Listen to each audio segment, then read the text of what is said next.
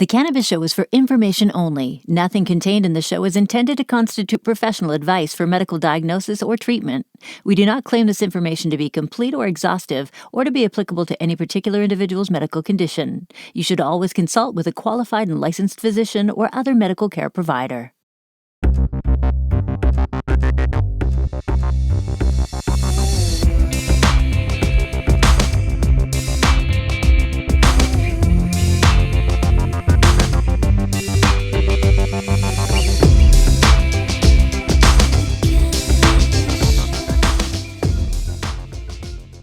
A favorite among many is a Jack Herer strain of cannabis. The name Jack Herer might be quite noticeable, and while this fine product was named after an activist who for decades had fought for legalization of cannabis and hemp products in the USA. Jack Herer is also the author of the book The Emperor Wears No Clothes. Fact-driven, this book was one of the pioneers of getting the word out about the benefits of hemp products. The Jack Herer cannabis is a sativa-dominant product that was created by the Dutch in the mid-90s and has won many awards because of its blissful and clear-headed effect. A favorite among daytime users. Yeah, I mean, Jack Herer, you really can't go wrong. It's classic. Old school, it's classic. It's a fantastic sativa-dominant hybrid. Really good classic medicine. It's exactly what a sativa is to most people. It's, as was mentioned, clear-headed, euphoric, uplifting. It's citrusy, it's fuely. Yeah, it's a little piney. It is got very some, piney. Like when you say citrus, I always come through lots of hits of lemon for me. Yeah.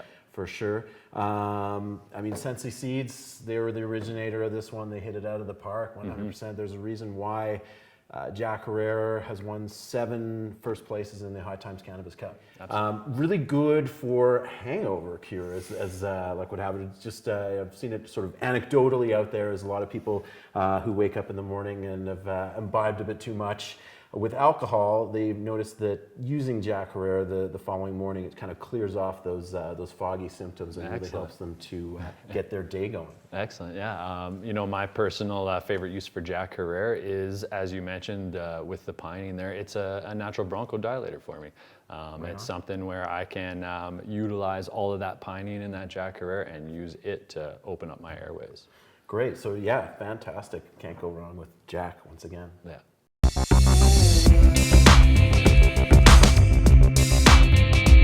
Hi, I'm Kate. Welcome to Medicate. Research shows that cannabis offers significant health benefits for minimal risk, thanks to your endocannabinoid system. The 2 main cannabinoids found in cannabis are THC and CBD.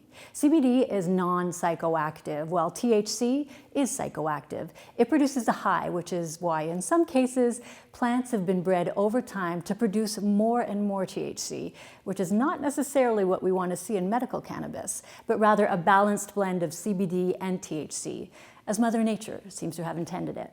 Your body makes its own cannabinoids, similar to those found in cannabis, but present in much smaller amounts. Receptors can be found throughout your body. In fact, scientists now believe it may be the most widespread receptor system in your body. 2 receptor types are CB1, cannabinoid receptors that are in your brain, excluding your brainstem, in your heart, in your lungs, your kidneys, your livers, your pancreas, and other parts of your body.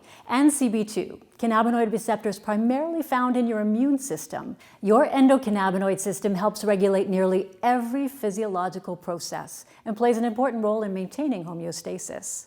We've shared this important system with all vertebrate species for more than 600 million years.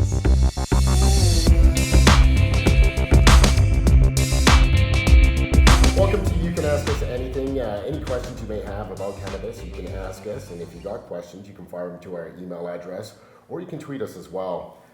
We got Basil here, Hart, and myself, and Chris. And really, you know, let's start off with cannabis itself. Like, what's it made of? I heard there's a bunch of compounds in there. Yeah, there's over 100 compounds that make up cannabis. Lots of different things in there, namely things that we call cannabinoids, the active ingredient in cannabis, as well as things like terpenes and flavonoids and terpenoids.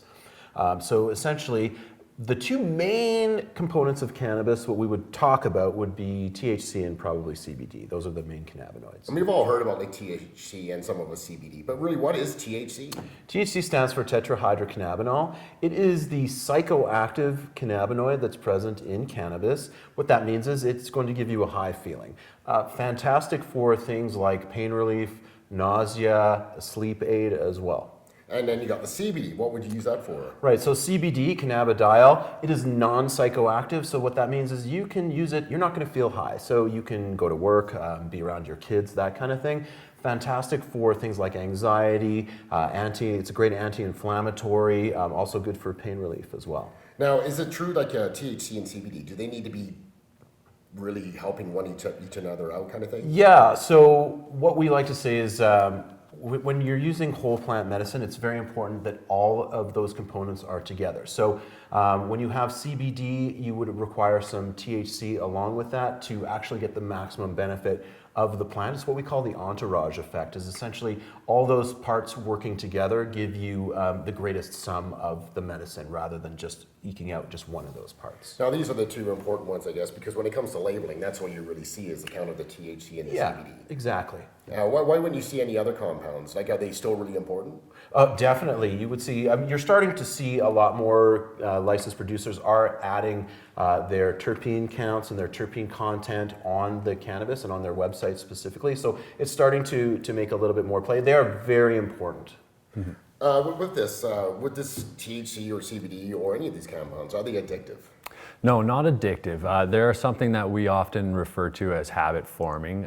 If you use them long enough, you will want to use them as often as possible, but not addictive in the sense that they're going to give you withdrawals if you do not use them.